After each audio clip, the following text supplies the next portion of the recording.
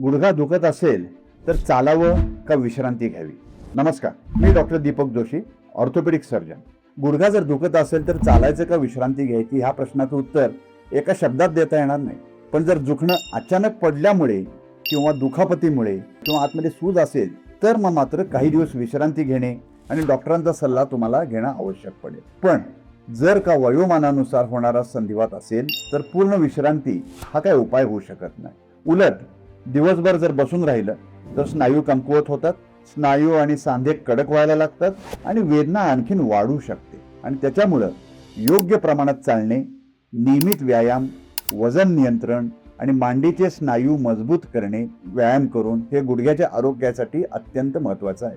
लक्षात ठेवा, no pain no gain हा नियम गुडघ्यासाठी लागू होत नाही. चालताना जर तीव्र वेदना होत असतील किंवा चालणं जर कठीण होत असेल तर डॉक्टरांचा सल्ला घ्या.